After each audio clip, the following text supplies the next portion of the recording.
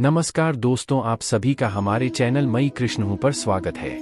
दोस्तों, क्या आप जैसा बनना चाहते हैं वैसा नहीं बन पा रहे हैं, या जो आप चाहते हैं अगर वह नहीं हो रहा है, तो आज की यह कहानी आपके लिए ही है।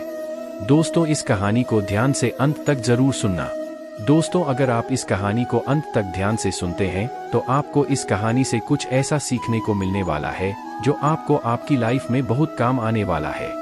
इसलिए इस कहानी को अंत तक अवश्य सुने। लाइफ चेंजिंग गौतम बुद्ध की कहानी। दोस्तों, आज आपके पास जो कुछ भी है वह इसीलिए नहीं है कि आपकी किस्मत में इतना ही लिखा था या फिर आपकी किस्मत ही खराब है, बल्कि वह इसीलिए है क्योंकि आप इतना ही डिजर्व करते हैं। दोस्तों, यह प्रकृति बड़ी ही न्यायप्रिय है। यह उसे उतना ही देती है, जीतने का वह हकदार होता है, चाहे वह ज्ञान हो या धन। अभी आपके पास उतना ही है जीतने की आप हकदार है, लेकिन अगर आपको इससे भी ज्यादा चाहिए तो आपको उसके काबिल बनना होगा। दोस्तों, ऐसा कौन सा गुण है जो आपके काबिल बनाता है? क्या आप उसे गुण के बारे में जानना चाहते हैं? अगर आप जानना चाहते हैं तो आप गौतम बुद्ध के जीवन की इस कहानी को अंत तक ध्यान से जरूर से सुने। दोस्तों, इस कहानी को सिर्फ समझिएगा मत, बल्कि इस कहानी को अपने भीतर उतर जाने दीजिए। तो बिना समय को गंवाए चलिए कहानी की शुरुआत करते हैं। गौतम बुद्ध के जीवन की शिक्षाप्रद कहानी जो आपका जीवन बदल देंगे। दोस्तों, एक बार गौतम बुद्ध को एक सभा में भाषण करना था और जब सभा का समय हुआ तब बुद्ध वहां आए और बिना कुछ बोल ही वहां से चले गए। तकरीबन 100 से भी ज्यादा लोग बुद्ध का उसे सभा में इंतजार कर रहे थे और बुद्ध के इस तरह के व्यवहार को देखकर सभी लोग बहुत चौंके, लेकिन किसी ने भी बुद्ध से कोई भी प्रश्न नहीं किया। दोस्तों, अगले दिन फिर से सभा का आयोजन हुआ और दूसरे दिन सभा में लोगों की संख्या तकरीबन घट गई। इस बार तकरीबन 80 लोग सभा में बैठे हुए थे। बुद्ध सभा में आए, लेकिन इस बार भी बुद्ध ने वही किया, यानी बुद्ध इस बार भी आए और बिना कुछ बोल ही वहां से चले गए। लोग दोबारा से चौंके, लेकिन किसी ने भी बुद्ध से कोई प्रश्न नहीं किया। अगले दिन सभा का आयोजन फिर से किया, लेकिन इस बार सभा में लोगों की संख्या और घट गई। इस बार सभा में केवल 50 लोग ही आए हुए थे। बुद्ध सभा में फिर से आए और उन्होंने इधर उधर देखा और बिना कुछ बोल ही सभा से चले गए। उसके बाद कुछ लोग क्रोधित भी हुए क्योंकि लोगों ने अपना काम छोड़कर आए हुए थे, लेकिन किसी ने भी बुद्ध से कोई प्रश्न नहीं किया। अगले दिन फिर से सभा का आयोजन हुआ। दोस्तों, आप लोग जो इस कहानी को सुन रहे हैं, आप में से भी कुछ लोग मन ही मन यह कह रहे होंगे कि अरे कितनी बार सभा का आयोजन होगा, और आप लोगों को भी इस कहानी को सुनते वक्त इरिटेशन होना शुरू हुआ होगा। और जिन जिन लोगों को भी अभी इरिटेशन होनी शुरू हो गई है, उन लोगों को तो यह कहानी बड़े ध्यान से सुनकर समझना चाहिए, क्योंकि यह कहानी आपके लिए ही है। अगले दिन फिर से सभा का आयोजन हुआ, लेकिन इस बार सभा की संख्या और ज्यादा घट गई थी, यानी इस बार सभा में सिर्फ 30 लोग ही थे। फिर उसके बाद बुद्ध सभा में आए, मुस्कुराए और फिर से बुद्ध ने वही किया, यानी बिना कुछ बोल ही वहां से चले गए। इस बार भी लोग बहुत क्रोधित हुए और इस बार लोगों ने पीछे से कुछ कहा भी और बड़बड़ाए भी, लेकिन बुद्ध ने उनके किसी भी प्रश्न का उत्तर नहीं दिया। दोस्तों, अगले दिन फिर से सभा का आयोजन हुआ और इस बार लोगों की संख्या बहुत ज्यादा घट गई थी, यानी इस बार सभा में कुल मिलाकर 15 लोग ही आए हुए थे। इस बार भी बुद्ध सभा में आए, लेकिन इस बार बुद्ध अपना आसन ग्रहण कर लेते हैं। फिर बुद्ध बोले और बुद्ध ने उन 15 लोगों को उपदेश दिया और वह 15 लोग ही बुद्ध के भिक्षु बन गए।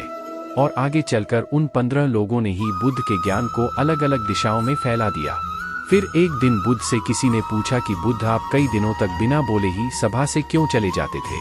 फिर बुद्ध कहते हैं कि मैं उन लोगों को खोज रहा था जो लायक थे, यानी कि पहले दिन 100 से भी ज्यादा लोग आए हुए थे, उसमें से ज्यादातर लोग सिर्फ आए हुए थे, उन्हें मेरे उपदेश से कोई भी मतलब नहीं था, वह बस आ गए थे। और उसमें से ज्यादातर लोग सिर्फ देखने और सुनने आए हुए थे कि सभा में क्या होता है।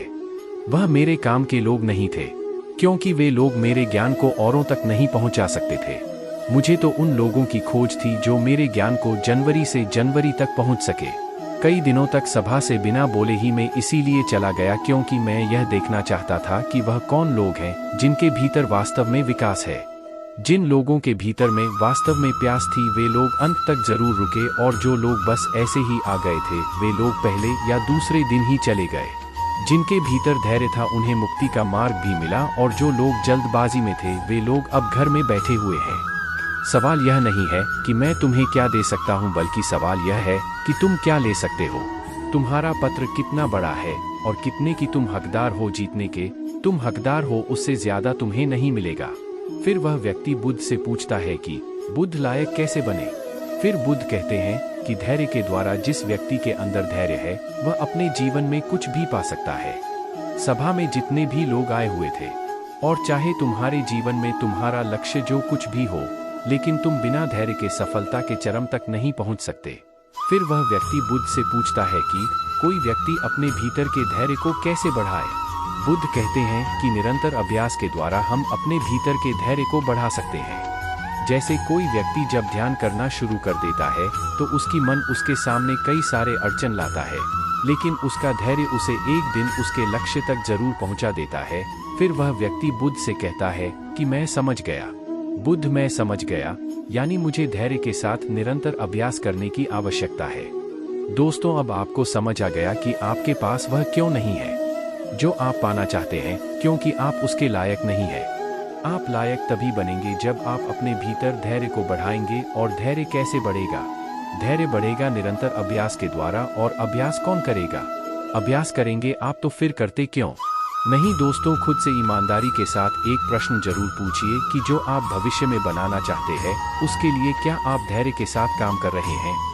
दोस्तों, अगर उसका उत्तर नहीं है तो अपनी असफलता के लिए जिम्मेदार आप खुद होंगे। दोस्तों, आज की यह गौतम बुद्ध की शिक्षाप्रद कहानी आपको पसंद आई होगी तो नीचे कमेंट बॉक्स में मैं कृष्ण हूँ जरूर लिखें, और उसके साथ ही इस कहानी को अपने दोस्तों के साथ शेयर करना ना भूलें। अगर आपको हमारी वीडियो अच्छी लगती है तो प्लीज़ हमारे चैनल मैं कृष्ण हूँ को जरूर करें।